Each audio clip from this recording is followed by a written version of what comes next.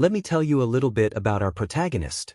He is an ancestral divine dragon, and he has been around since the era of the gods. Despite living his life peacefully without disturbing humans, one day, suddenly, some humans came along with a very powerful human and stabbed him with a powerful sword. It was a terrible, terrible thing to do. Before he passed away, our hero asked his killer if there was a reason for what he had done, but sadly, he didn't get a response. Even so, he knew that this was appropriate because he had lived too long. In his final moments, he mentions that this ending may not be fitting for someone as divine as himself, retaining his authority even in death, while pleading with the gods of death to take his soul to the afterlife so that he can rest forever. However, the gods instead reincarnated him as a human whom his blonde mother named Dolan. Years passed, and this little baby was now a grown man. One day, as he strolled around the village with a smile on his face, a little red-haired girl asked him if he was okay. He replied cheerfully that everything was just fine, and they both went on their way. Today, Dolan lives in Byron, a small village on the northern border of the Kingdom of Oem. It's a lovely place, but the only industry is agriculture, so she has to work in the fields every day to earn a living. She's a very hard worker. She also told me that in this village, one is considered an adult at the age of 15. That's quite young, isn't it? It means that people are expected to live independently from a very young age.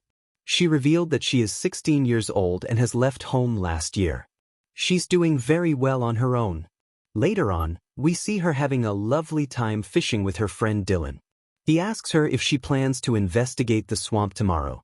Dolan agrees, and with a sad smile, explains that the lizards have been missing from the swamp for over a month.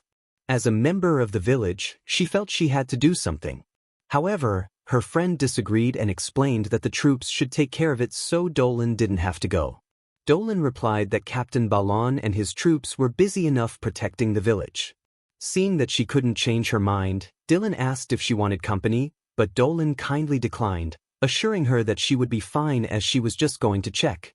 She was so happy to catch one fish, and then a few more throughout the afternoon. She couldn't wait to bring them to some friends. One sweet girl asked if he was ready for tomorrow. Dolan said that she had been preparing little by little lately, and it helped that the girl had managed to convince the village chief and others to support her. The girl said that it was no problem at all, as Dolan was always happy to help her practice. Dolan then asked Albert and Malida if they were heading out, and the girl replied that they were going to a meeting about training young children. The blonde added that Dolan should not worry and focus more on her preparations tomorrow. Dolan thanked her, and after arriving home, she shared that there were many monsters and bandits around Peru. Since they were not a city, they did not have an army to protect them. Therefore, some members of the village were expected to help protect the village. Just then, a sweet little girl named Iri popped up at the window, reminding her that she had magic practice that day. Dolan greeted her with a smile and asked if it was time for her to go. She also asked if Iri had come to pick her up. The red-haired girl blushed and said she was just passing by.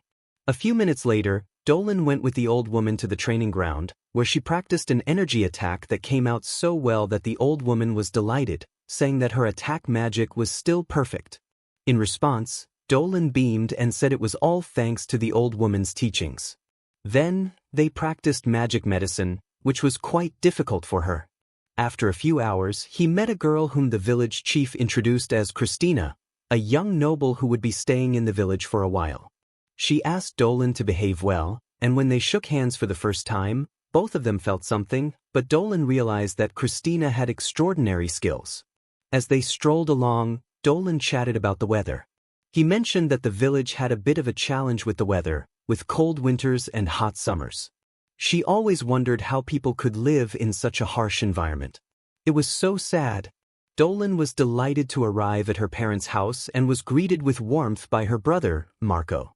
Dolan was a good sister and left everything she brought for home. As they ate, she told her parents that her mother's cooking was the best.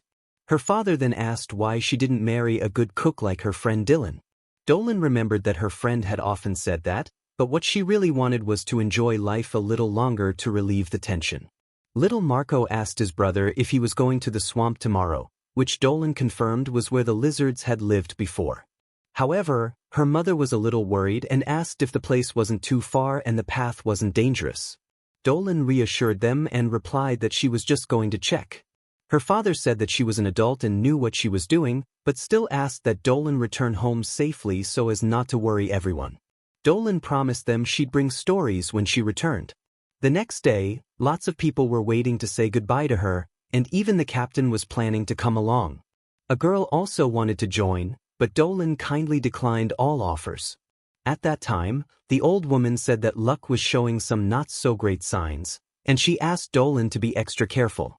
The sweet little red-haired girl also gave her some provisions, which Dolan gratefully accepted. Then, she said goodbye to everyone in the village. As she walked away, she told her that lizards from the swamp sometimes approached the village, but one day they disappeared without a trace. So, the village had to do something, and Dolan volunteered to investigate, wondering what she would find. When she arrived at the spot, she felt nothing. So, she took off her gloves and touched the water. She realized something. The land here had a very strong spiritual power. That's why the lizards no longer lived here. However, on the water side, the spiritual power was a little bit weaker.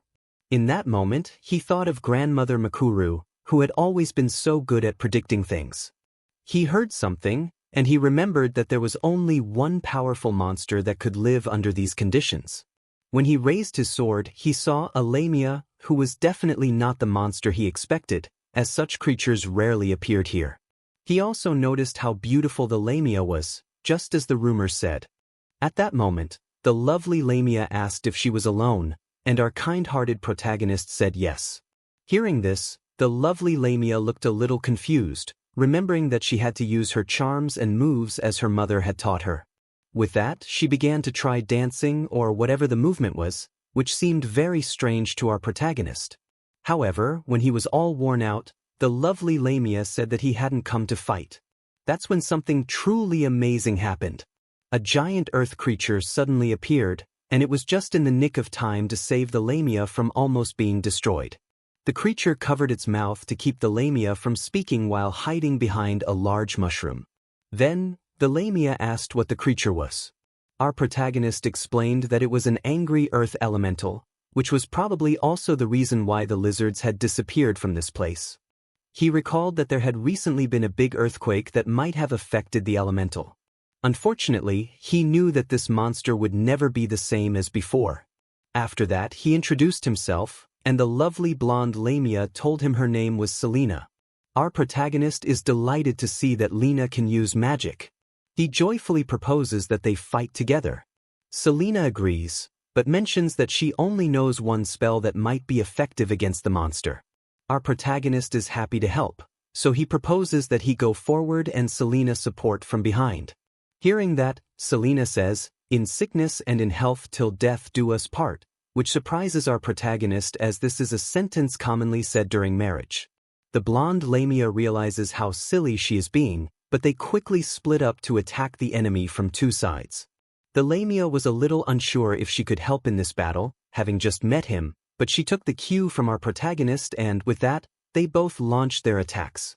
As the monster threw a mud ball at the girl, our hero quickly stepped in to shield her and began to chant, summoning a large snake wrapped around the monster. This gave him just enough time to approach and slash at it. This wasn't just any slash, he charged it with magic. Our protagonist seemed calm until he saw the blonde lamia, now covered in mud. He knew that the first thing to do was to clean her up and help her undress. As he did so, he noticed 3 rocks behind them. That night, the blonde lamia asked if she was not afraid, and our protagonist replied that she was not afraid at all. She felt that Selena was different from the lamia she usually knew, who were more cautious and aggressive towards humans. She also knew that there was no lamia village nearby, so she asked what she was doing there with a kind smile. The blonde lamia told her that when they turned 17, the rules said they had to go out to find a husband. Also, when they give birth, they only have daughters, and boys usually come from their husband's race. He explained that their race came into being because a human was cursed, which is why they have parts of a snake's body and their bodily fluids contain poison. Because of this, they must choose a husband with a strong body to withstand the poison, otherwise, when having a baby, the man could die from the poison. Our protagonist is really understanding when she hears this. She realizes that it's going to be a bit harder for them to find a mate compared to other races. Selena then tells him that his father is human, just like her, and he gets along very well with his mother. However, in each of her explanations, our protagonist responds with delight, which Selena perceives as childlike treatment. Our protagonist playfully denied this, saying that she just thought that Selena was a very adorable Lamia, which made the blonde Lamia even more embarrassed. Our protagonist then told her not to be angry and served her soup, which she lovingly accepted. At the same time, our protagonist mentioned that even if she couldn't cook as well as her mother, the soup would still be good, and Selena thought it was delicious. When she tasted it, it was her first time eating something like that. She asked the young man if he had any milk. However, she soon realized what she had said and immediately apologized. The blonde boy next to her was over the moon to hear that she liked the food. He told her that his mother had taught him to make the soup, as they would all gather around the pot to eat together. Hearing this and seeing it, Selena said that he had a very beautiful smile when talking about his family, which surprised our protagonist as he had never noticed it until now. But in his heart he knew it was true.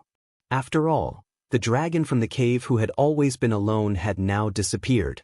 He told Selena that what she said was absolutely true, and with a big, warm smile, he emphasized that he loved his family dearly. Selena smiled back and said she loved her family too. After a good night's sleep, the next day they were ready to say goodbye. Our protagonist told her that she would definitely find a great partner. In his heart, he remembered that Lamia was like vital energy, so he shared some of his draconian energy. However, the moment she gave him some, Selena almost fainted, realizing that perhaps the dragon's vital energy was too strong for her. Poor thing. After she regained consciousness, she mentioned that she was going south to continue looking for a husband. Our protagonist then said that when she was done with her journey, she should stop by the village with her husband so that she could introduce him to her family. Selena promised to do so without fail. Afterward, they wished each other all the best in their respective journeys. Although they parted ways this time, what they didn't know was how curious fate was. Our friends would meet again, and it would happen sooner than they expected.